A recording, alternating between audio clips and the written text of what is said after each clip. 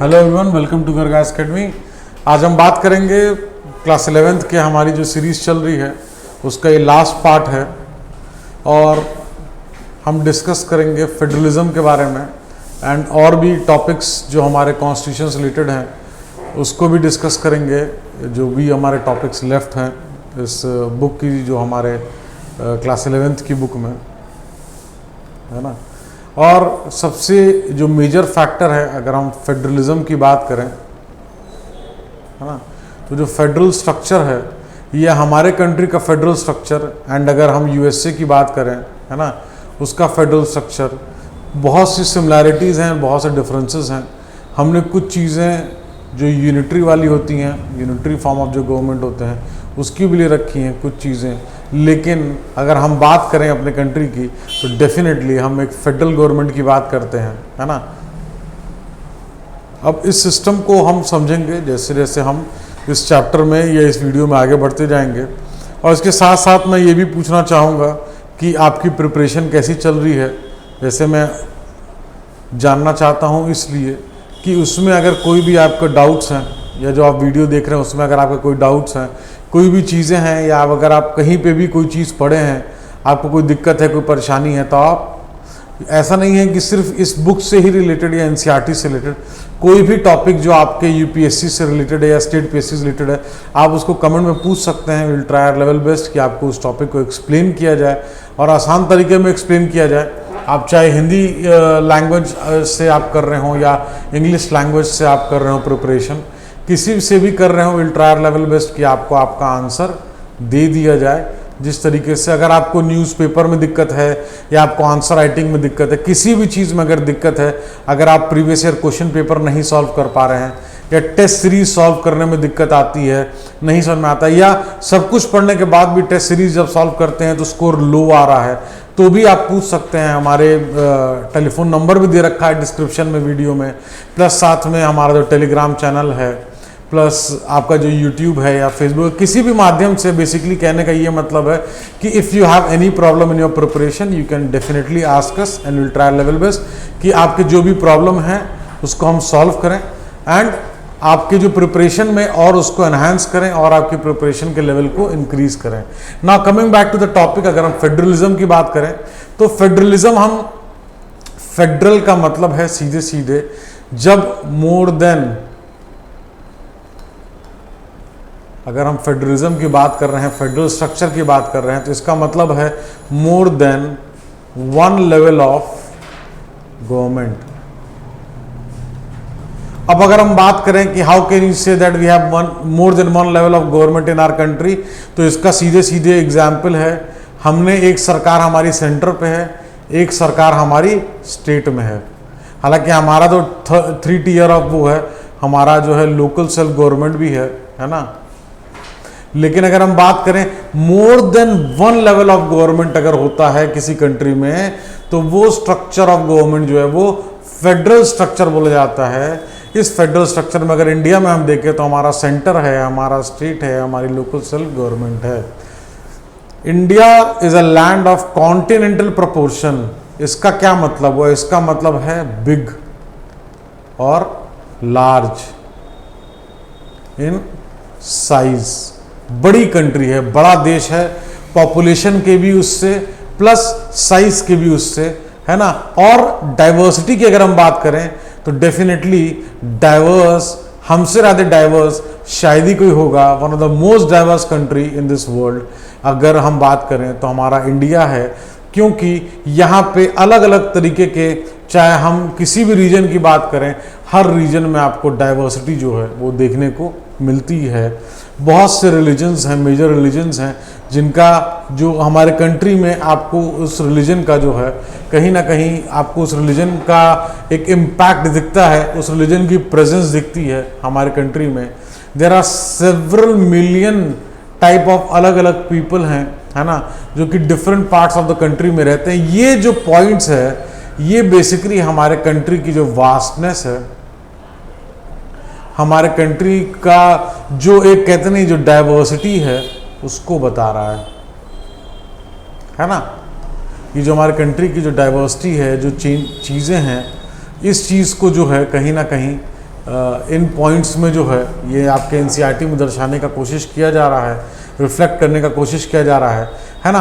और इस डाइवर्सिटी के बावजूद भी जो एकता देखी जाती है, उस एकता को देखते हुए ही हम कहते हैं कि we have unity with diversity. हम में बहुत सारे डिफरेंसेस हैं, अलग अलग मान्यताएं हैं, अलग अलग फूड पैटर्न, क्लोथिंग पैटर्न, अलग अलग रिलीजियस प्रैक्टिसेस हम करते हैं, बट हम सब एक हैं, है ना। When it comes to the country we are one. इसी चीज को, इस वननेस को हम बात करते हैं जब, तो हम इस चीज को कहते हैं United with all the differences, unity with diversity. अगर हम बात करें फेडरलिज्म की, तो फेडरलिज्म एक ऐसा इंस्टीट्यूशन है जिसको अकोमोडेट करने के लिए टू सेट्स ऑफ पॉलिटिक्स चलती हैं, एक रीजनल लेवल पे, एक नेशनल लेवल पे। जैसा कि हमने देखा, नेशनल लेवल पे हमारे कंट्री में सेंट्रल गवर्नमेंट है और रीजनल लेवल पे हमारे पास स्टेट गवर्नमेंट है। जब मोर than one level of government है, उस स्ट्रक्चर को फेडरल स्ट्रक्चर बोला जाता है। कुछ फेडरल कंट्रीज में ऐसा देखा जाता है कि सिर्फ उनकी गवर्नमेंट ही दो लेवल पे नहीं होती है, इनका जो सिटीजनशिप है ना, इनका जो सिटीजनशिप है वो भी डुअल होता है। टू सिटीजनशिप होती हैं इनके कंट्री में, है ना। कैसे टू सिटीजनशिप होती है? एक होती है पूरे कंट्री की, नेशन की, एक होती है रीजन की, है ना। लेकिन हमारे कंट्री में दो फेडरल, बट जैसे हम बात कर रहे थे कि कुछ चीज़ें यूनिटरी वाली भी होती हैं, तो ये कहीं ना कहीं एग्जाम्पल होता है कि हमारे पास सिंगल सिटीजनशिप है ना। हमारा जो नागरिक होता है वो सारे नागरिक आपके भारत देश के नागरिक कहलाते हैं, ना कि किसी स्टेट के नागरिक कहलाते हैं, है ना। ये हमारी जो सिटीजनशिप है वो डुअल नहीं, ऑल्दो हम फेडरल हैं, डुअल ना करके हमारी जो सिटीजनशिप है वो सिंगल सिटीजनशिप है ना। ये भी एक जो हमारी जो यूनिटी को, हमारी एकता को एनहांस करता है, हमारी एकता को बढ़ाता है। We are diverse but we are united. India has only single citizenship, जैसे हमने देखा, टू प्रिवेंट कॉन्फ्लिक्ट्स। किसी भी तरीके की कोई भी डिफरेंसेस को सेंटर में या स्टेट में अगर कोई डिफरेंसेस है, कोई डिस्प्यूट है, कोई कॉन्फ्लिक्ट है, उसके लिए हमने इंडिपेंडेंट जुडिशरी है जिसको कॉन्स्टिट्यूशन से राइट्स मिले हैं, पावर्स मिली है इस इंडिपेंडेंस को रखने के लिए, ताकि इंडिपेंडेंट रहे, ताकि जो पावर में सेंटर में है, पावर में सेंटर में है और प्लस जो पावर में स्टेट्स में है ना, दोनों के बीच में अगर कोई रिफ्ट होता है, कोई डिस्प्यूट होता है, तो उसको हम सॉल्व कर सकें। ये सॉल्यूशन कौन निकालता है? ये सॉल्यूशन हमारा जो जुडिशरी है वो निकालता है। अब आप सोचिए, दो सरकारों के बीच में, एक केंद्र सरकार, एक राज्य सरकार, अगर राज्य सरकार और केंद्र सरकार या केंद्र सरकार और राज्य सरकार के बीच में कोई डिफरेंसेस है, कोई डिस्प्यूट्स है, कोई मतभेद है, उसको सॉल्व करता है जो इंस्टीट्यूशन, जो मशीनरी गवर्नमेंट की, वो जुडिशरी कहलाती है। डेफिनेटली इस मशीनरी को अगर हम पावर नहीं देंगे तो इतनी बड़ी मशीनरी जो हमारे सेंटर में है, जो हमारी स्टेट में है, इनका डिस्प्यूट, वो पावरलेस अगर पार्ट है, वो डिस्प्यूट को सेटल नहीं कर सकती। इसलिए बहुत सारी पावर और इंडिपेंडेंस जो है, चाहे जजेस के अपॉइंटमेंट में हो, उनके रिटायरमेंट में हो, उनकी सैलरीज में हो, ये सारी जो चीज़ें हैं, और कुछ एग्जाम्पल मैं बता रहा हूँ जो इंडिपेंडेंस ऑफ जुडिशरी को जो है कहीं ना कहीं और एनहांस करती हैं, इनके पावर को और क्रिस्टल क्लियर करती हैं, इनको और फुल पावर देते हैं कि अगर कहीं कोई गलत हो रहा है, चाहे वो सेंटर से हो, चाहे स्टेट से हो, कोई कॉन्फ्लिक्ट हो रहा हो, तो उसको रिजॉल्व कर सकें। अब अगर हम फेडरलिज्म की बात करें इंडियन कॉन्स्टिट्यूशन के हिसाब से, तो जब हमारा इंडिपेंडेंस हुआ था, जब हम इंडिपेंडेंट नेशन घोषित हो गए थे, जब हम सॉवरन हो गए थे, उसके पहले भी हमारे जो लीडर्स थे, जो नेशनल मूवमेंट्स में जो हमारे जो लीडर्स पार्ट ले रहे थे, वो अवेयर थे, वो ये चीज़ जानते थे कि इतनी बड़ी कंट्री, इतनी, वी आर लार्ज, जैसे हमने पहले बात करी वास्टनेस की, we are very very diverse. अगर इस कंट्री को रूल करना है तो जो पावर है वो प्रोविंसेस में भी देनी है, सेंट्रल गवर्नमेंट को भी। क्यों?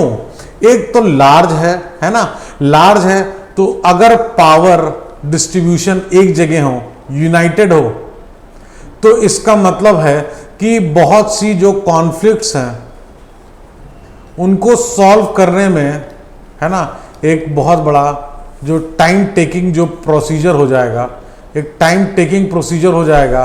दैट मीन्स कि किसी भी चीज़ को लेके डिले होगा, है ना, और डाइवर्स है तो हर रीजन की एक अपनी ज़रूरत है ना। किसी रीजन में मान लीजिए हिली एरिया है, उसकी अपनी ज़रूरत है, मान लीजिए बगल में समुंदर है, उसकी अपनी ज़रूरतें हैं, मान लीजिए एग्रीकल्चर की भूमि है ना, किसी प्रदेश में, जिस भूमि में ऐसी भूमि है वहाँ पे ऐसा लैंड है जो कि वहाँ पे एग्रीकल्चर कल्टीवेशन को एनहांस कर सकते हैं, उसको इंक्रीज कर सकते हैं। जैसे हम अगर उत्तर प्रदेश की बात करें तो इस तरीके से हर रीजन का, ये एग्जांपल मैं इसलिए बस दे रहा हूँ कि हर रीजन की एक अपनी ज़रूरतें हैं, उस ज़रूरतों को सेंटर ही सारी ज़रूरतों को पूरा कर पाए, उसमें एक बहुत बड़ा टास्क होगा, एक बहुत ही हीडियस टास्क होगा उसको फुलफिल करना। इसलिए भी कहीं ना कहीं जब हमारा नेशनल मूवमेंट चल रहा था तो हमारे लीडर्स को लगा इफेक्टिवली हैंडल करना है अगर इस कंट्री को, तो हमको दो भाग में, केंद्र में, राज्य में, दोनों में सरकार को पावर देना होगा, एक फेडरल स्ट्रक्चर को अडॉप्ट करना होगा। अब अगर हम बात करें डिवीजन ऑफ पावर की, तो जब टू सेट्स ऑफ गवर्नमेंट है ना, जो इंडियन कॉन्स्टिट्यूशन में दो तरीके से, एक केंद्र में एक राज्य में सरकार बनाई गई है ना, एक पूरे देश के लिए है जिसको हम यूनियन गवर्नमेंट या सेंट्रल गवर्नमेंट कहते हैं, एक जो यूनिट के लिए, जो हमने स्टेट के लिए देखा गया है, एक रीजन के लिए देखा गया है, उसको हम स्टेट गवर्नमेंट के नाम से जानते हैं। अगर इन दोनों के बीच में कोई डिस्प्यूट है पावर के बीच में, है ना, यूनियन के बीच में, स्टेट्स के बीच में डिस्प्यूट डेफिनेटली हो सकता है। वो डिस्प्यूट कौन रिजॉल्व करता है? जैसा हमने पहले भी देखा, उस डिस्प्यूट को जुडिशरी जो है वो डिसॉल्व करती है on the basis of the constitutional provision. ये डिस्प्यूट के जो सेटलमेंट है, ये सेटलमेंट कहीं ना कहीं जो हमारा कॉन्स्टिट्यूशन है वहाँ पे मैक्सिमम चीज़ें मेंशन्ड है ना, और वहीं से जो हमारी जुडिशरी है इसको पावर मिलती है ना। इसको पावर कहाँ से मिलती है? जो हमारी जो रूल बुक है, जो हमारी बुक है, हमारा जो कॉन्स्टिट्यूशन है, हमारा संविधान है, वहीं से हमारी जुडिशरी को पावर मिलती है। One of the important aspect of this division of power is that economic and financial are centralise in the hands of central government of the constitution. अब अगर हम बात करें तो जैसे हम बात कर रहे थे फेडरल स्ट्रक्चर की, है ना, और हम बात कर रहे थे कि कुछ चीज़ें हमने, दो फेडरल हैं लेकिन हमने कहीं ना कहीं कुछ चीज़ों को सेंट्रलाइज किया गया है, कुछ चीज़ों में हमने सेंट्रलाइजेशन की अथॉरिटी रखी है। जैसे कि कोई भी जो फाइनेंशियल मैटर है,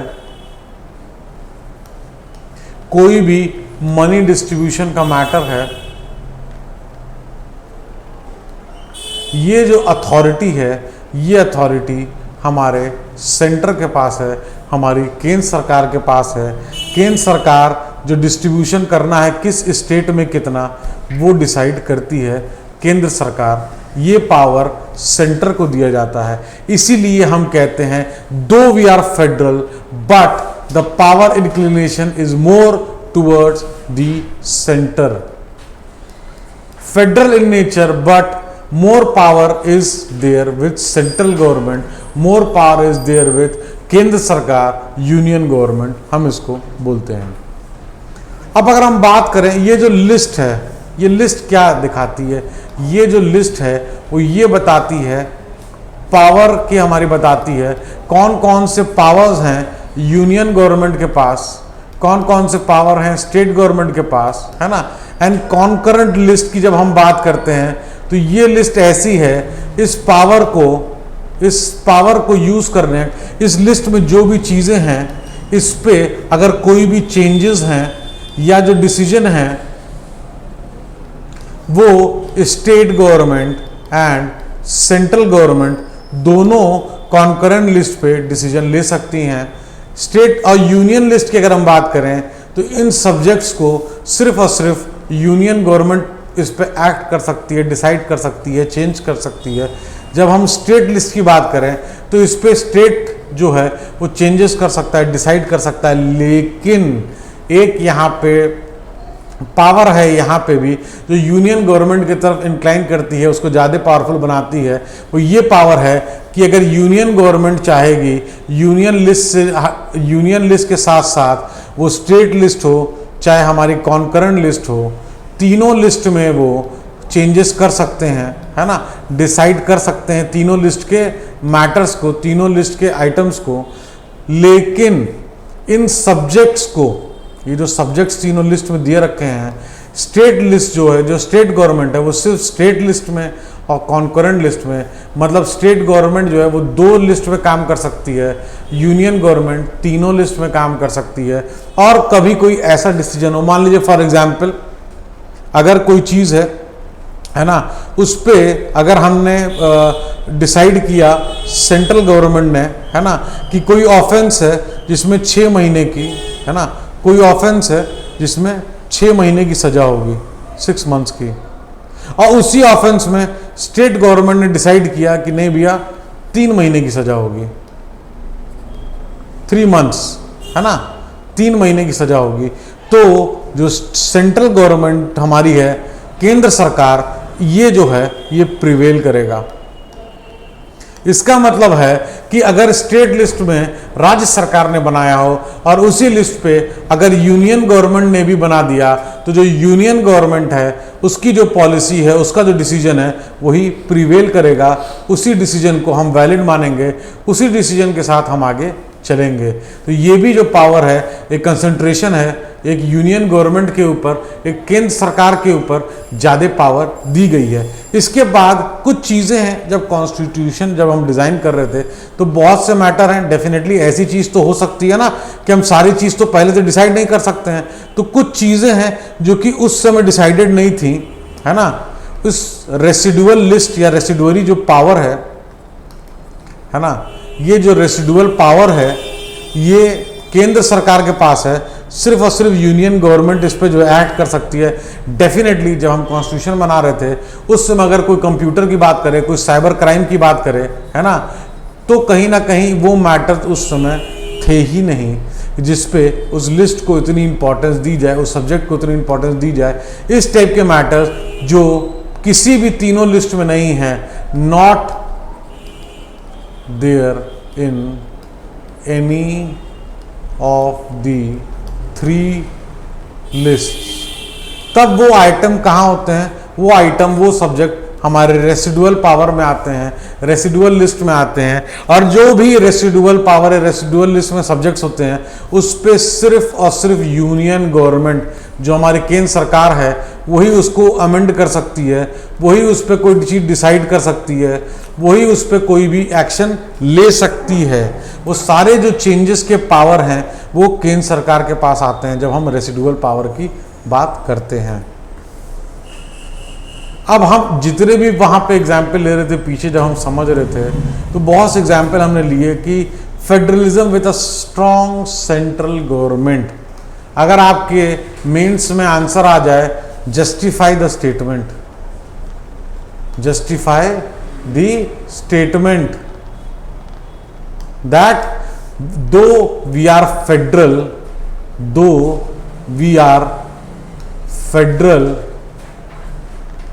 but we have a strong central government।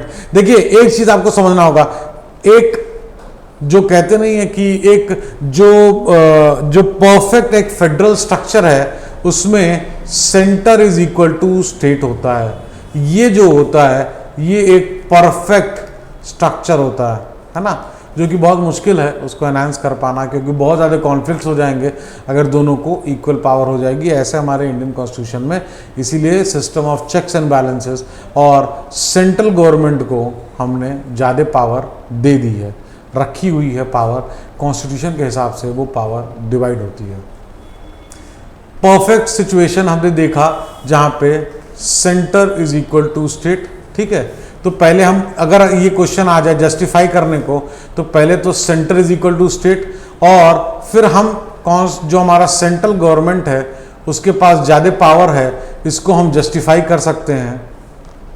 उस जस्टिफिकेशन को जो हम पीछे डिस्कस कर रहे थे वो सारे पॉइंट्स हम उस पर डिस्कस कर सकते हैं और हमें बता सकते हैं कि though we are federal in nature but we have a strong central government, है ना। अगर आप चाहें तो इस पर आप आंसर लिखिए और इस आंसर को आप कमेंट में भी पोस्ट कर सकते हैं। इस आंसर को पोस्ट करिए, इस आंसर को मैं पर्सनली चेक करके आपको जवाब जो है इस पे मिल जाएगा और कोई भी दिक्कत होगी, कोई भी गलती होगी तो उस पर हम आपको कहीं ना कहीं करेक्ट करेंगे। थोड़ा भी आता है तो लिखिए, लिखने से ही प्रैक्टिस बनेगी। अगर आप सोचेंगे कि प्री के बाद अचानक से आप जो है आंसर राइटिंग प्रैक्टिस कर लें तो बहुत मुश्किल है। आपको आज से ही लिखना होगा और गलतियां आज करिए ताकि आप एग्जाम में उन गलतियों को ना दोहराएं। उसके पहले आप अपने जो भी चीज़ें हैं जहाँ पे भी अमेंड करना है उन चीज़ों को अमेंड करके अपने आप को परफेक्टली करेक्ट कर लें, है ना। अगर आप लिखना चाहते हैं तो इस आंसर लिखिए, पोस्ट करिए, उसको बताया जाएगा कोई भी अगर कमी है तो। It is generally accepted that Indian constitution has created a strong central government. इसमें कोई दो राय नहीं है और ये सब जानते हैं कि हमारा जो कॉन्स्टिट्यूशन है वो जो हमारी केंद्र सरकार है, सेंट्रल गवर्नमेंट है, वहाँ पे जो पावर है वो ज़्यादा पावर दी गई है as compare to state government. India is a country of continental dimension with immense diversity and social problem. जैसे कि हम पहले भी डिस्कस कर रहे थे कि जो हमारा कॉन्टिनेंटल डायमेंशन को हम मतलब कह रहे हैं एक तरीके से एरिया को, इमेंस डाइवर्सिटी, है ना, चाहे वो रिलीजियस डाइवर्सिटी हो, इकोनॉमिकल डाइवर्सिटी हो, सोशल डाइवर्सिटी हो, है ना, कल्चरल डाइवर्सिटी हो, किसी भी चीज़ को, ये जितने हम डाइवर्स हैं, जो हमारी सोशल प्रॉब्लम है, अलग अलग की अपनी अपनी रिक्वायरमेंट्स हैं, अलग अलग की अपनी अपनी प्रायोरिटीज़ हैं, है ना। The very existence of states including it's territorial integrity it's in the hand of parliament.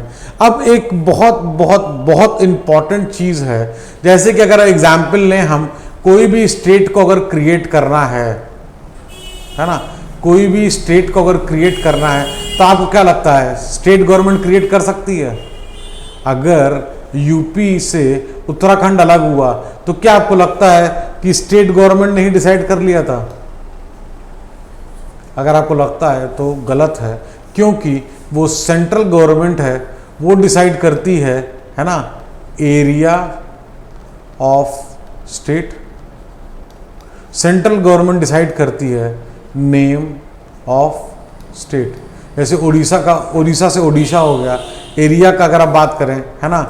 अगर कोई लिंग्विस्टिक स्टेट है उसको डेवलप करते हैं। ये सारी की सारी पावर आपके सेंट्रल गवर्नमेंट, केंद्र सरकार में है। स्टेट गवर्नमेंट किसी भी नए स्टेट को या कोई भी बाउंड्री अगर ऑल्टरेशन करनी है, कोई बाउंड्री भी ऑल्टरेशन करनी है, जब हम साइज की बात कर रहे हैं, एरिया की बात कर रहे हैं, सारी चीज़ें सेंट्रल गवर्नमेंट के हाथ में है। सोचिए जब सेंट्रल गवर्नमेंट के हाथ में है एक स्टेट को क्रिएट करना, तो बट ऑब्वियस है कि उसके पास ज़्यादा पावर है। The parliament is in power to form a new state. Parliament का मतलब central government. The constitution has certain very powerful emergency provision, जिसमें कि जो हमारी फेडरल पॉलिटी है, फेडरल पॉलिटी का क्या मतलब है? डिसेंट्रलाइजेशन।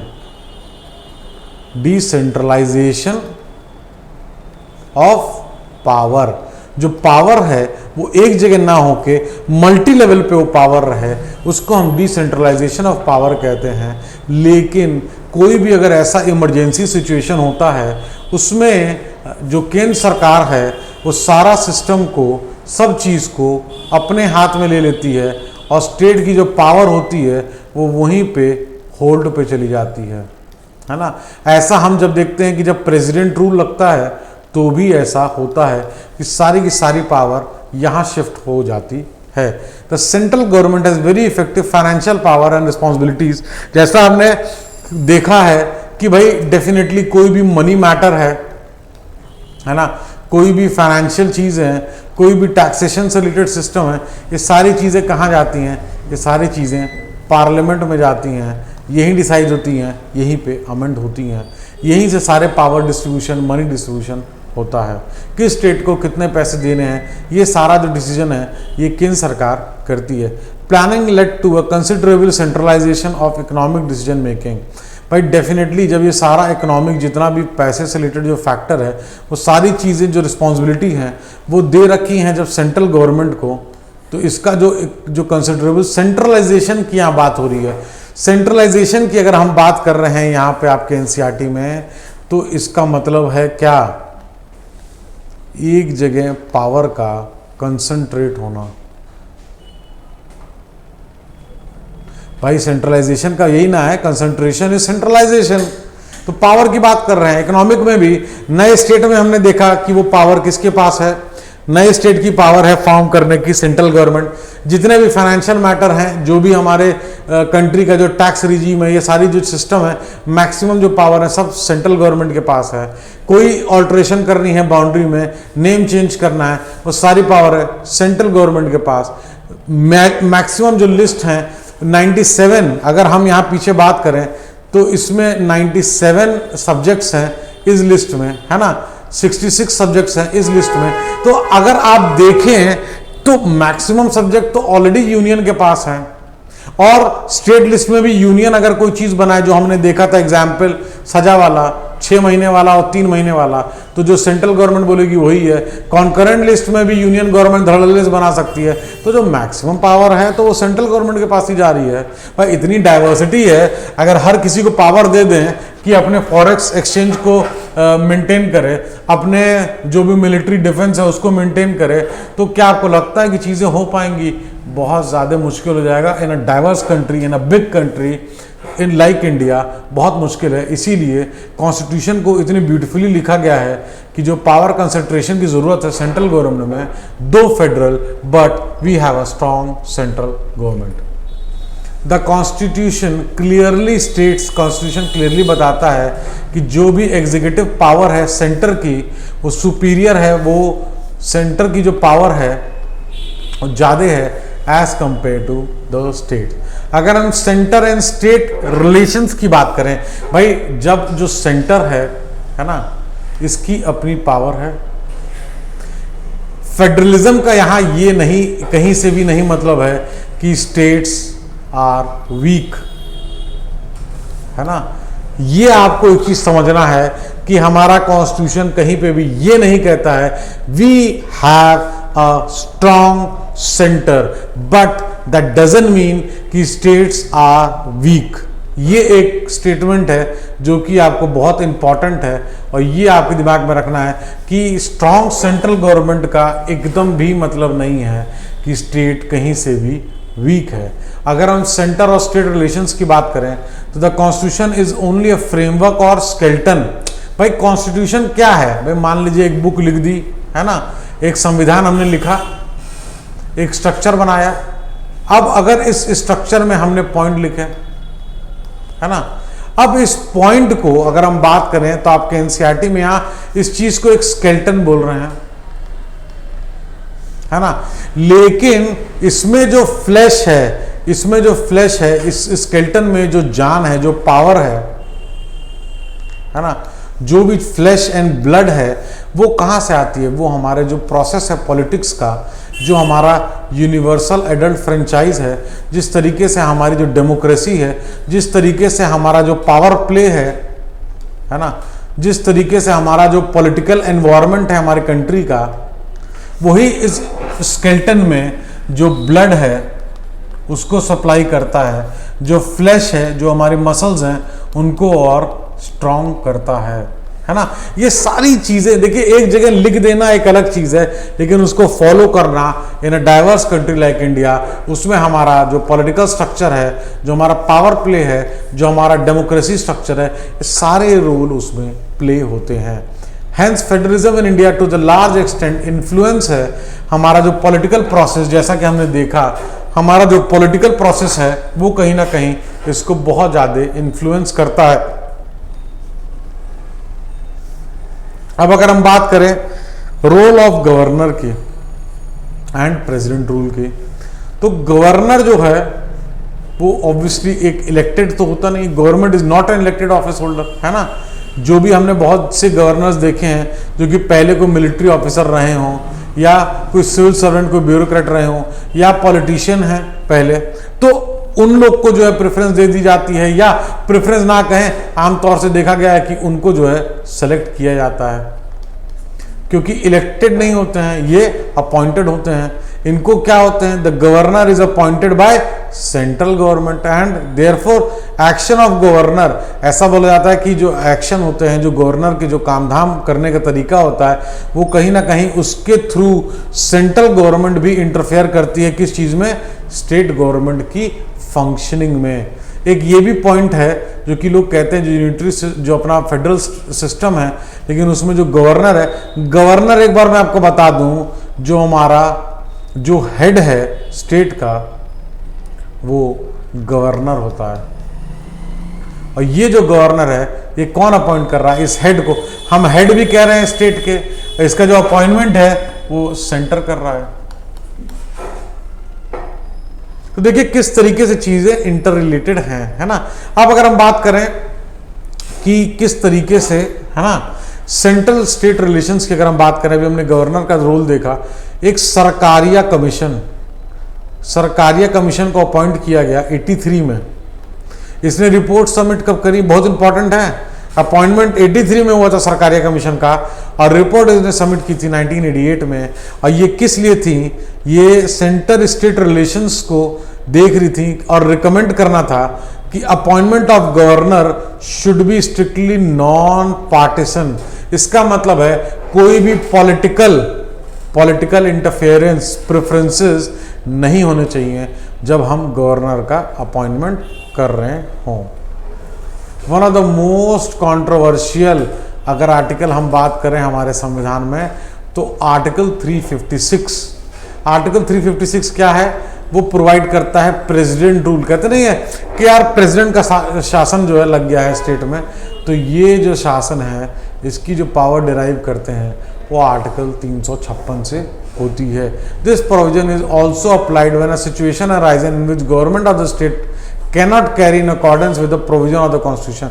अगर ऐसा भी हो सकता है कि इस प्रोविजन को, आर्टिकल 356 को जो है लागू किया जाए स्टेट के अंदर, जब लगता है केंद्र सरकार को या प्रेसिडेंट को लगता है कि ऐसी सिचुएशन हो गई है कि गवर्नमेंट जो है वो कॉन्स्टिट्यूशन के हिसाब से, कॉन्स्टिट्यूशन के प्रोविजन के हिसाब से वर्क नहीं कर पा रही है।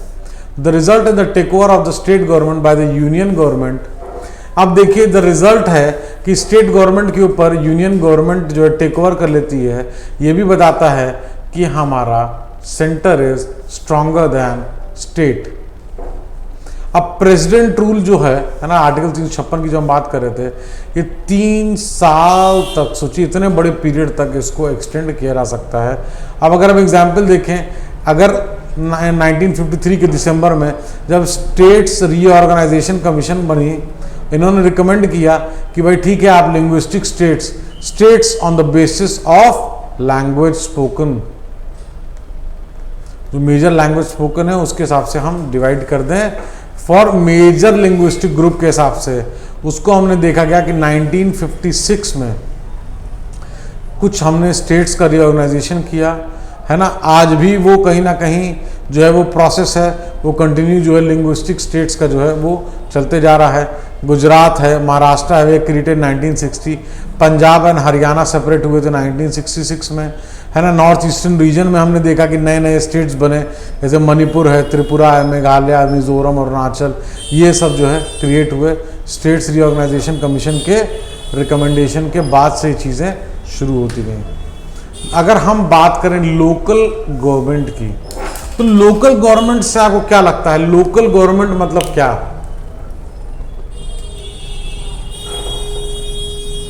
क्या लोकल गवर्नमेंट के पास अपनी पावर होती है? क्या लोकल गवर्नमेंट की पावर को कॉन्स्टिट्यूशन में जगह दी गई है? हमारा लोकल गवर्नमेंट को एक बहुत इंपॉर्टेंट सिस्टम माना गया है। क्या ये सिस्टम अभी से चल रहा है? क्या ये सिस्टम पहले से आ रहा था? पहले इस सिस्टम को ब्रिटिशर्स ने मना किया, अवॉइड किया, बाद में इसी सिस्टम को उन लोगों ने लोकल बोर्ड के नाम से स्टार्ट किया। बहुत सी चीज़ें हैं, बहुत समय पहले से ये एंशिएंट टाइम से ये सिस्टम चला आ रहा है, ये आज का नया सिस्टम नहीं है। इन चीज़ों को हम समझेंगे इस लोकल गवर्नमेंट के चैप्टर में।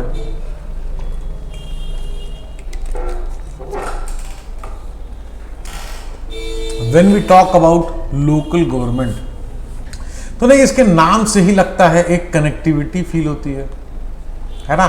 When ever we talk about local, तो what we can say is एक कनेक्टिविटी फील होती है, नहीं एक सेंस फील होता है, एक सेंस ऑफ नियरनेस की बात होती है कि यार अगर हम बात करें, मान लीजिए किसी सरपंच की बात करें, तो अगर आपको किसी सरपंच से मिलना हो, सरपंच से बात करनी हो, सरपंच के सामने अपनी प्रॉब्लम्स को रखना हो, तो it is very easy. Why it is easy? क्योंकि अगर हम बात करें सरपंच साहब को, तो जो हमारी ग्राम सभा है ना, वो सुबेरे शाम देख रही है हमारे सरपंच महोदय को, तो इजी है उनसे बात करना। कह रहे चाचा ये दिक्कत है, ये परेशानी है, ये ज़रा देख के करवा लीजिए, या नालों में जल भरा हो जा रहा है, स्कूल की कोई दिक्कत है, मिड डे मील में कोई भी दिक्कत है, कोई समस्या, जो भी लोकल लेवल का जो समस्या है, जो समाधान है, रोड्स है, कोई भी चीज़ें हैं, ये कहीं ना कहीं एक नियरनेस की बात होती है, एक अप्रोचेबिलिटी की बात होती है, एक कनेक्टिविटी की बात होती है, जो कि हम और बेटर तरीके से जो लोकल प्रॉब्लम है ना, लोकल प्रॉब्लम है किसी एरिया की, इसको कहीं ना कहीं रिजॉल्व करने में एक बहुत बड़ा हाथ होता है लोकल गवर्नमेंट का। और हम यहाँ तक भी अगर बोलें कि जो हमने सेल्फ सफिशिएंसी, एक अगर हम बात करें, जो हम सेल्फ सफिशिएंसी हमने हमारे कंट्री में हासिल करी है, उसका बहुत बड़ा मेजर श्रेय जो है हमारे लोकल गवर्नमेंट को जाता है, क्योंकि वो कहीं ना कहीं आइडेंटिफाई कर पाए हमारी लोकल लेवल की प्रॉब्लम को, और उस आइडेंटिफिकेशन के बाद उस प्रॉब्लम को उन्होंने सॉल्व किया, है ना, उस प्रॉब्लम को उन्होंने सॉल्व किया। तो local government is very very important in a country, in a diverse country, in a very big country like India. इसलिए क्योंकि हर एक एरिया की, जैसे हमने पहले भी एग्जांपल लिया था, एक हिली एरिया, एक एरिया जहाँ पर रेनफॉल ज़्यादा होती है, एक एरिया जहाँ पर रेनफॉल आपकी कम होती है ना। इन सब एरिया की अपनी अपनी रिक्वायरमेंट्स है, अपने अपने इंफ्रास्ट्रक्चर की रिक्वायरमेंट है, अपनी अपनी चीज़ों की रिक्वायरमेंट है। ये रिक्वायरमेंट को पूरा करता है हमारा लोकल गवर्नमेंट, और सेल्फ सफिशिएंसी को इंडिया में पूरा करने में बहुत बड़ा हाथ हमारा लोकल गवर्नमेंट का रहा है ना। अगर हम यहाँ बात कर रहे हैं, local government is closest to the common people, जैसे हमने सरपंच जी वाला एग्जाम्पल दिया, चाचा जी का एग्जाम्पल लिया, तो इसी तरीके से जो लोकल गवर्नमेंट है वो क्लोजेस्ट है।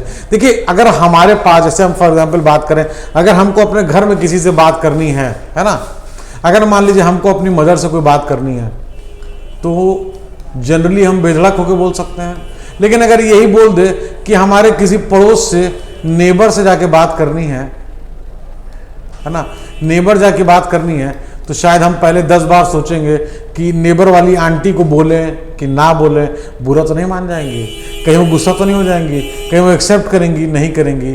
तो ये कहीं ना कहीं एक चीज़ें रहती हैं, एक कनेक्शन जो होता है वो हम मदर से ज़्यादा बेहतर कर सकते हैं एज़ कम्पेयर टू नेबर। ये एक एग्जाम्पल इसलिए था कि जो हम कॉमन पीपल जो गवर्नमेंट से क्लोजेस्ट हैं, इस चीज़ को समझने के लिए, हमारी लोकल गवर्नमेंट से अटैचमेंट को समझने के लिए। Local government is about government that involve day to day life problem, day to day problem जो ऑर्डिनरी सिटीजन्स, किसी भी ऑर्डिनरी सिटीजन्स की जो प्रॉब्लम है उसको सॉल्व करने के लिए लोकल गवर्नमेंट का सबसे बड़ा पार्ट होता है। अब देखिए यहाँ पे भी जो है, मैं जो समझा रहा हूँ आपको, ये नियर द पीपल है ना, नियर, ये देखिए कैसे वर्ड यूज हो रहे हैं, नियर, क्लोजेस्ट, है ना, ये सारे वर्ड जो है डे टू डे, ये सारे वर्ड जो हैं, ये सोचिए कितने इंपॉर्टेंट हैं डे टू डे। अगर मान लीजिए कहीं पे जल भराव की समस्या हर समय होती रहती है और उसको लोकल लेवल पे अगर सॉल्व कर सकते हैं, तो अगर हम लोकल लेवल पे अपनी लोकल गवर्नमेंट को, हमारे पंच को, हमारे ज़िला, जिस भी लेवल पे, चाहे ब्लॉक लेवल पे, चाहे ज़िला लेवल पे जो प्रॉब्लम है उसको हम वहीं पे सॉल्व कर सकते हैं। जो हमारा डिले है वो प्रॉब्लम को सॉल्व करने में वो बहुत कम होगा। इट इज़ कन्वीनियंट, आराम है। कन्वीनियंट का क्या मतलब है? आराम से, रिलैक्स वे में, अप्रोचेबिलिटी की बात होती है, कन्वीनियंस है। For the people to approach the local government for solving the problem बहुत क्विकली, यहाँ हम टाइम सेव करेंगे। अब मान लीजिए लोकल गवर्नमेंट नहीं होती, हर चीज जाती हमारे स्टेट पे। अब पता चला स्टेट है, कहीं से अगर स्टेट की बात करें तो कहीं से डिस्टेंस 5 किलोमीटर का भी जो है क्या बोलते हैं किसी के लिए हो सकता है स्टेट गवर्नमेंट की मशीनरी तक जाने के लिए, और किसी के लिए डिस्टेंस 500 का भी हो सकता है, depending upon state and depending upon the district जहां हम रह रहे हैं। तो इसका मतलब है जो कॉस्ट है, जो हमारी ट्रेवलिंग कॉस्ट है, जो टाइम कॉस्ट है, उसको भी हम यहाँ बचाते हैं। It is at the level of local government की कॉमन सिटीजन्स का जो भी डिसीजन मेकिंग है ना, एक कहीं ना कहीं डिसीजन मेकिंग में जो कॉमन सिटीजन का जो पार्टिसिपेशन है इज वेरी वेरी हायर। हम लोकल लेवल पे बहुत हाईली लेवल पे पार्टिसिपेट कर सकते हैं किसी भी डिसीजन मेकिंग में। जैसे हम ग्राम लेवल तक पे देखते हैं, जो हमारी ग्राम सभा है, जो भी 18 साल या 18 साल से ऊपर के लोग हैं वो ग्राम सभा में कॉन्स्टिट्यूट होते हैं, ग्राम सभा में लिए जाते हैं, ग्राम सभा के मेंबर होते हैं। वो लोग ग्राम पंचायत को बनाते हैं, वोट करते हैं, और ग्राम पंचायत में अलग अलग वार्ड के पंच भी होते हैं और सरपंच होते हैं। अगर इस चीज़ में आपको कोई कन्फ्यूजन है तो हमारी जो क्लास 6 की एनसीईआरटी है, उस एनसीईआरटी को आप देख सकते हैं, उस वीडियो को आप देख सकते हैं, और लोकल गवर्नमेंट पे कोई भी क्लियरिटी है उस वीडियो को देख के आपको मिल जाएगी। और कोई क्वेश्चन होता है तो आप क्वेश्चंस को अपने पूछ सकते हैं। अब अगर हम बात करें ग्रोथ की, देखिए ऐसा नहीं है कि लोकल गवर्नमेंट एक दिन का है, सदियों से एंशिएंट टाइम से जो है ये कहीं ना कहीं आ रहा है।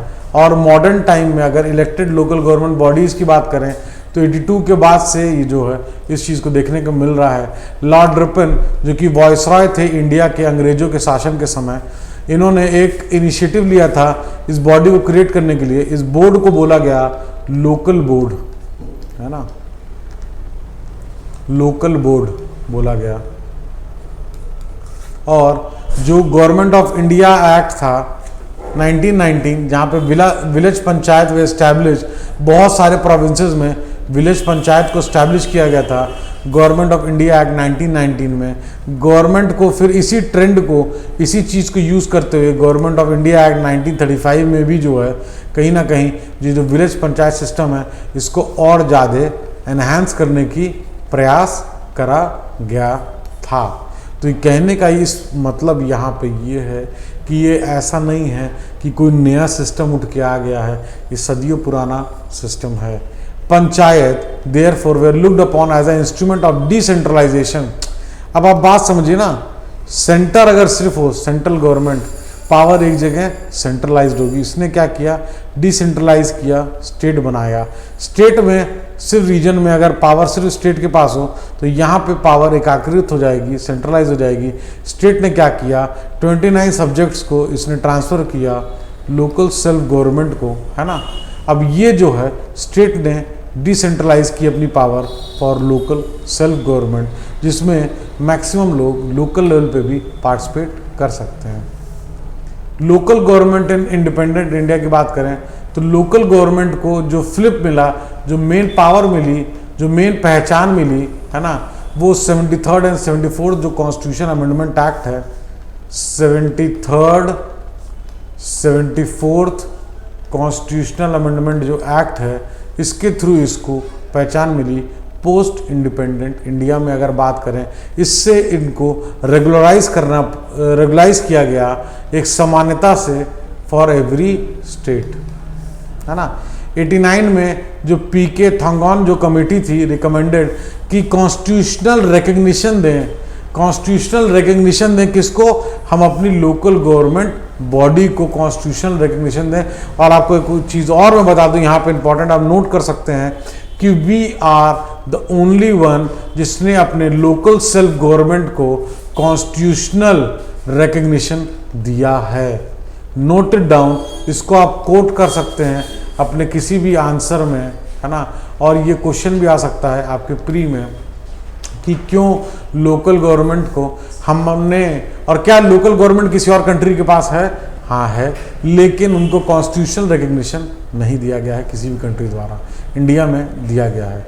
A constitutional amendment to provide for periodic election, 5 साल में चुनाव होंगे लोकल सेल गवर्नमेंट के, क्योंकि पहले देखा जा रहा था कि लोकल सेल गवर्नमेंट बन गए, अब चलो सरकार चली आ रही है, चुनाव ही नहीं हो रहा है, जब मन करा तब करा दिया, नहीं है ना। लोकल गवर्नमेंट इंस्टीट्यूशंस के लिए पीरियोडिक इलेक्शंस बहुत ज़रूरी हैं, और एक एप्रोप्रिएट फंक्शन, उनका फंडिंग कहाँ से उनके पैसे आएंगे उसको रिकमेंड किया गया इस कमेटी द्वारा। भाई किसी भी काम करने के लिए मनी चाहिए। आप मान लीजिए घर से निकल रहे हैं तो आपको पैसे चाहिए, गाड़ी में पेट्रोल भरवाना है, पैदल चल रहे हैं तो साइकिल में हवा भरवाना है, मेट्रो चल रहे, किसी भी चीज़ में चल रहे हैं, हर काम को करने के लिए पैसे चाहिए। जैसे हमको, वैसे ही किसी भी लेवल की गवर्नमेंट को हर काम को करने के लिए, डिसीजन लेने के लिए पैसे चाहिए होते हैं। अब अगर हम 73rd और 74th अमेंडमेंट को और डिटेल में समझने की कोशिश करें, मैं यहाँ तो बता रहा हूँ लेकिन आपके एनसीईआरटी में थोड़ा कम डिटेल दिया है, इसको और डिटेल में आप लक्ष्मीकांत पढ़िए, और डिटेल में लक्ष्मीकांत पढ़ने के बाद अगर आपके मन में कोई क्वेश्चन आता है तो आप हमसे पूछ सकते हैं। इसलिए क्वेश्चंस को अपने कोई भी आपको लगता हो कि वो क्वेश्चन अच्छा है, नहीं है, बच्चे जैसा क्वेश्चन है, बचकाना क्वेश्चन है, लेकिन आप पूछेंगे तो इस क्वेश्चंस को आप रेक्टिफाई करेंगे, आप और ज़्यादा अपने आप को पावरफुल महसूस करेंगे। और मैं हमेशा जो कहता हूँ कि प्रिपरेशन करिए फुल पावर मोड में, किसी भी डाउट को अनहर्ड मत करिए, किसी भी डाउट को अनसॉल्व मत छोड़िए, एग्जाम के पहले उसको सॉल्व करिए, और उस एग्जाम में अगर वो क्वेश्चन आता है तो बेधड़क होके उस क्वेश्चन को सॉल्व करिए। मैं इतना ही कह सकता हूँ भाई, ऑब्वियसली एक वीडियो के माध्यम से, कि अगर कोई भी चीज़ है तो उसके लिए आपके साथ गर्ग आईएएस अकेडमी भी है और रजत अग्रवाल भी है आपके कंप्लीट प्रिपरेशन को गाइड करने के लिए। अगर 89 की बात करें, coming back to the topic, अगर 89 की बात करें तो सेंट्रल गवर्नमेंट ने इंट्रोड्यूस किया 2 कॉन्स्टिट्यूशनल अमेंडमेंट्स को। ये अमेंडमेंट्स जो है, इसका जो इस अमेंडमेंट का जो एम था, जो पर्पस था, वो ये था स्ट्रेंथ देना, पावर देना। खेल तो पावर का ही है लोकल गवर्नमेंट को। अगर लोकल गवर्नमेंट बन गई लेकिन उनका डिसीजन पावर ही नहीं है, सारा भैया जब हमारे विधायक जी बोलेंगे, जब स्टेट गवर्नमेंट बोलेगी तभी हम काम करेंगे, तब भैया जब स्टेट एग्जीक्यूटिव बोलेगा तब काम होगा, तब फिर कोई अथॉरिटी तो रही नहीं। लेकिन इनको अथॉरिटी पावर स्ट्रेंथन करने के लिए 73rd एंड 74th अमेंडमेंट में हम देखेंगे। और एक यूनिफॉर्मिटी, ऐसा नहीं है कि कहीं पे कुछ कर रहे हैं कहीं नहीं कर रहे हैं, कहीं पे लोकल सेल्फ गवर्नमेंट बनाया कहीं नहीं बनाया, तो एक यूनिफॉर्मिटी स्ट्रक्चर क्रिएट करने के लिए ये जो 73rd एंड 74th अमेंडमेंट है, that is very very important. और पार्लियामेंट में 92 में 73rd एंड 74th अमेंडमेंट को पास किया गया। और 73rd अमेंडमेंट ये रूरल लोकल गवर्नमेंट के लिए है। इसको हम पंचायती राज इंस्टीट्यूशंस भी कहते हैं या पीआरआईज भी कहते हैं कुछ जगह शॉर्ट में। और 74th अमेंडमेंट जो है ये अर्बन लोकल गवर्नमेंट है, जो नगर पालिका है, जो म्यूनसिपैलिटीज़ हैं, उसकी बात करता है हमारा 74th। And 73rd and 74th amendment force में कब आया? Came into force in 1993। अब अगर हम 73rd अमेंडमेंट की बात करें तो ऑल स्टेट्स के पास एक यूनिफॉर्म 3 टियर पंचायती राज स्ट्रक्चर है, जिसके बेस पे ग्राम पंचायत होता है। ग्राम पंचायत है वो विलेज का या कुछ विलेज के समूह को कवर करता है। और इससे ऊपर इंटरमीडिएट लेवल पे, मंडल लेवल पे हम ब्लॉक होता है या तालुका लेवल होता है, इस बॉडी को हम मंडल या तालुका पंचायत भी कहते हैं, है ना। और इंटरमीडिएट लेवल बॉडी है। और जो बहुत छोटे छोटे स्टेट्स हैं वहाँ पे कुछ जगह पे ऐसा भी है कि ये जो मंडल लेवल है या ब्लॉक लेवल है वहाँ पे प्रेजेंट ना हो। जो इस लोकल सेल्फ गवर्नमेंट में जो एपेक्स बॉडी है, सबसे जो एपेक्स बॉडी का मतलब सबसे जो हायर बॉडी है वो ज़िला पंचायत है। ये ज़िला पंचायत आपके कवर करता है पूरा रूरल एरिया, जो कि उस डिस्ट्रिक्ट का जो है पार्ट होता है। At 3 level of panchayat Raj institution elected directly by people. इसमें इन पंचायत राज इंस्टीट्यूशन के जो रिप्रेजेंटेटिव होते हैं उनको जो इलेक्ट करते हैं उनको भी इलेक्ट जो है डायरेक्ट पब्लिक करती है ना। 1/3 of the position in all panchayat institution, 1/3 जो सीट्स है हर पंचायती इंस्टीट्यूशन में वो रिजर्व्ड है महिला को सशक्त बनाने के लिए, महिला को पार्टिसिपेट के लिए, महिला को और एनहांस करने के लिए उनका participation in the local self government. और रिजर्वेशन शेड्यूल कास्ट को भी दिया गया है, शेड्यूल ट्राइब को भी दिया गया है एट ऑल 3 लेवल्स। इनके प्रपोर्शन ऑफ पॉपुलेशन के उस पे जो है इनका रिजर्वेशन जो है अलग अलग जगहों पे दिया गया है। इफ द स्टेट को लगता है कि ओबीसीज को भी रिजर्वेशन देना है तो अपने नीड के अकॉर्डिंग अपने स्टेट के रिप्रेजेंटेशन और पॉपुलेशन ऑफ ओबीसी के अकॉर्डिंग ये दे सकते हैं। 29 सब्जेक्ट जैसा हमने देखा पहले भी, उनको स्टेट लिस्ट से आइडेंटिफाई किया गया जो कि लोकल सेल्फ गवर्नमेंट को दिए गए ये 29 चीज़ें 11th schedule of the constitution में इन 29 सब्जेक्ट को मेंशन किया गया और ये सब्जेक्ट जो है ट्रांसफ़र करके पंचायती राज इंस्टीट्यूशन को दिए गए। और ये ऐसे सब्जेक्ट्स थे मोस्टली जो कि डेवलपमेंट के या सोशल वेलफेयर से रिलेटेड हों लोकल लेवल के। और स्टेट गवर्नमेंट रिक्वायर्ड है एक स्टेट इलेक्शन कमिश्नर बनाने को। क्यों? क्योंकि जो लोकल सेल्फ गवर्नमेंट है भैया उसका चुनाव कौन कराएगा? केंद्र सरकार थोड़ी कराएगी। ये लोकल सेल्फ गवर्नमेंट का जो चुनाव होता है वो स्टेट इलेक्शन कमीशन जो है वो कराती है। Conducting the election for Panchayati Raj. State government also require state finance commission. ये क्या है? पंचायत को लोकल सेल्फ गवर्नमेंट को मनी कहाँ से मिलेगा, फंड कहाँ से मिलेगा, ये जो फाइनेंस कमीशन है 5 साल के लिए गठित की जाती है, ये मनी का फ्लो जो है डिसाइड करते हैं। This commission examine financial position of the local government. कोई भी फाइनेंशियल पोजीशन है लोकल गवर्नमेंट की, किस तरीके से उसको क्या काम करना है उसके हिसाब से पैसों का बंदोबस्त ये करते हैं। It would also review the distribution of revenue. किस तरीके से रेवेन्यू को डिस्ट्रीब्यूट करना है। कुछ रेवेन्यू ऐसे होते हैं जो स्टेट और लोकल गवर्नमेंट के बीच में डिस्ट्रीब्यूशन कराए जाते हैं और रूरल और अर्बन गवर्नमेंट के बीच में भी कुछ डिस्ट्रीब्यूशन है जो कि किए जाते हैं।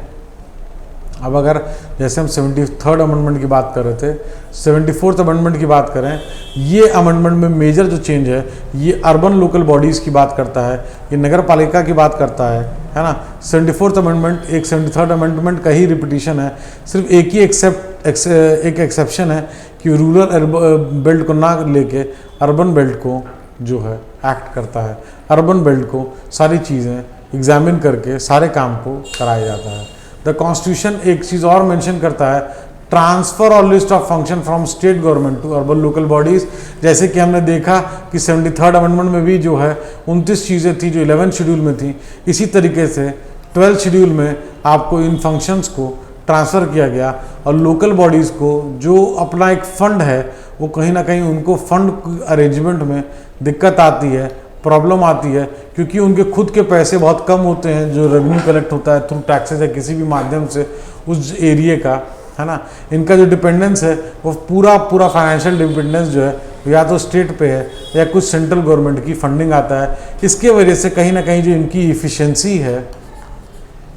इफ़िशेंसी है फॉर देयर वर्क वो कहीं ना कहीं रिड्यूस करती है ना।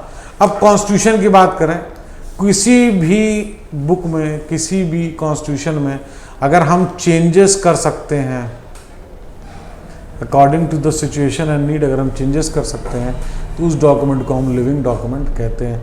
It is not uncommon for nations to rewrite the constitution.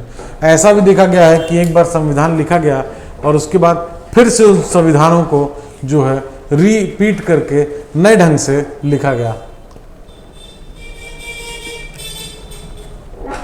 इसका अगर एग्जाम्पल हम देखें तो जो पहले जो फॉर्मर सोवियत यूनियन था इसने 4 बार अपने संविधान को बदला।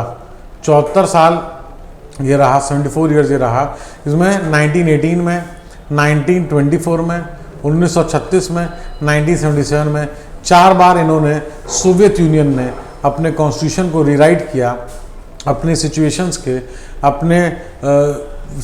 के अकॉर्डिंग चीज़ों को चेंज किया इन्होंने।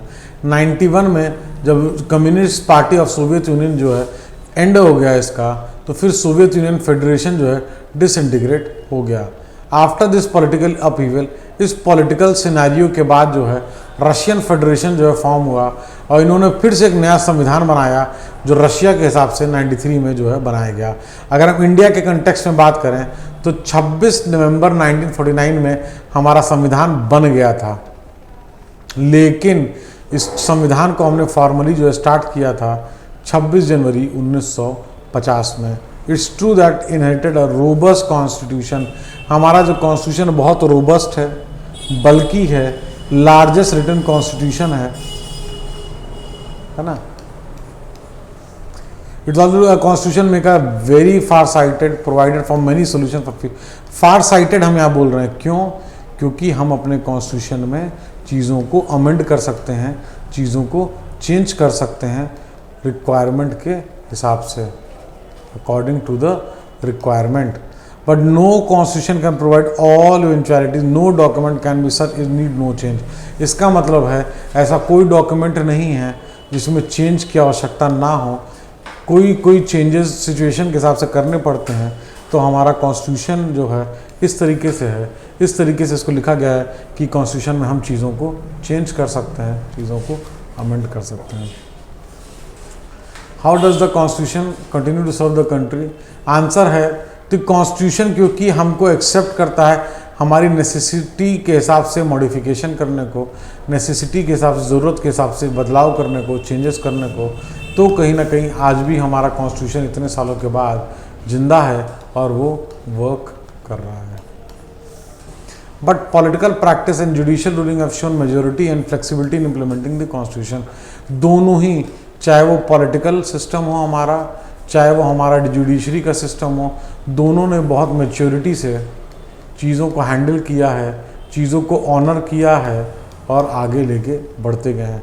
This factors have made the constitution living document rather than a closed end static rule book. अब ये जो चेंजेस की हम बात कर रहे हैं, हम केंद्र सरकार की बात कर रहे हैं, हम जुडिशरी की बात कर रहे हैं, ये सारी चीज़ें जो हैं कहीं ना कहीं जो हमारा कॉन्स्टिट्यूशन है वो एक लिविंग डॉक्यूमेंट है, उसके प्रति और स्ट्रॉन्ग स्टेटमेंट करता है। A constitution is not a frozen unalterable. Frozen unalterable ऐसा डॉक्यूमेंट्स है जिसमें हम कोई भी चेंज नहीं कर सकते हैं। It is a document made by human beings, but इसका जो रिवीजन है, चेंजेस है, री एग्जामिनेशन है, हम कर सकते हैं। It's true that the constitution reflects dream और एस्पिरेशन ऑफ द सोसाइटी। भाई कॉन्स्टिट्यूशन क्या चाहता है? एक जस्ट सोसाइटी चाहता है ना, एक लीगल सोसाइटी चाहता है जिसमें सबके जो राइट्स हैं उसको प्रोटेक्ट किया जा सके, हर सिटीजन्स को आगे बढ़ने का मौका मिले, कोई भेदभाव किसी भी तरीके का ना किया जाए। It must also be kept in mind, ये भी हम जान लें कि कॉन्स्टिट्यूशन एक ऐसा फ्रेमवर्क है जो कि डेमोक्रेटिक गवर्नेंस ऑफ सोसाइटी को बहुत एक इम्पॉर्टेंट फैक्टर बनता है ना। अब अगर हम बात करें दे place the constitution before the ordinary law, expected the future generation will respect the constitution. अब अगर हम बात करें किसी भी ऑर्डिनरी लॉ के, ठीक है, ऑर्डिनरी लॉ अपना सिंपल मेजॉरिटी से बनाया और इसको हमने बिल को लॉ बना दिया। लेकिन अगर हम कोई भी, जब हम कॉन्स्टिट्यूशन की बात करते हैं, जब हम कॉन्स्टिट्यूशन अमेंडमेंट की बात करते हैं, ये सारी चीज़ें किसी भी ऑर्डिनरी चीज़ की नहीं है। हम अपनी रूल बुक को चेंज कर रहे हैं, उसमें कोई चीज़ ऐड कर रहे हैं, एनहांस कर रहे हैं, ये सारी चीज़ों को स्पेशल मेजॉरिटी लगता है इसमें चेंजेस करने के लिए, है ना। The constitution is a sacred document. Sacred document यहाँ बोला जाता है, very important document, require changes from time to time. दो वेरी इंपॉर्टेंट, दो फार साइटेड थे जो लोग लिख रहे थे, लेकिन डेफिनेटली सिचुएशन के हिसाब से चीज़ों को अमेंड करने की ज़रूरत पड़ सकती है ना। कॉन्स्टिट्यूशन ने ऐसा सिस्टम बनाया है कि अगर कोई भी अमेंडमेंट चेंजेस करने हैं तो कॉन्स्टिट्यूशन उसके लिए रेडी है। तो कॉन्स्टिट्यूशन ऐसा नहीं है कि हमारा इंडियन कॉन्स्टिट्यूशन फ्लेक्सिबल है कि जैसे चाहो वैसे चेंज कर लो, और ऐसा भी नहीं है कि रिजिड है, मिक्स है, मिक्स ऑफ बोथ, रिजिड भी है एंड फ्लेक्सिबल भी है। Flexible means open to changes, किसी भी तरीके से कोई चेंज से रेजिस्टेंट नहीं है, किसी से कोई भी चेंज से पीछे नहीं भागना है। और the Indian constitution combines these characteristics. अब अगर हम कॉन्स्टिट्यूशन की बात करें तो ऑर्डिनरी लॉ की अगर बात करते हैं तो सिंपल मेजॉरिटी आपकी क्या है, 50% + 1 की बात करें तो आपका जो भी हमारे टोटल नंबर ऑफ जो टोटल स्ट्रेंथ है उसका 50% + 1 है, तो सिंपल मेजॉरिटी से है। सिंपल मेजॉरिटी से कुछ आर्टिकल्स हम पास कर सकते हैं ऑर्डिनरी लॉ के। जब हम स्पेशल मेजॉरिटी की इन पार्लियामेंट की इन बोथ हाउसेस की बात करते हैं, आर्टिकल 368 कब लागू होता है, जब हमको कोई कॉन्स्टिट्यूशनल अमेंडमेंट एक्ट ऐसा है, कोई कॉन्स्टिट्यूशन में अमेंडमेंट करना है, तो आर्टिकल 368 जो है 368 जो है वो आता है सामने।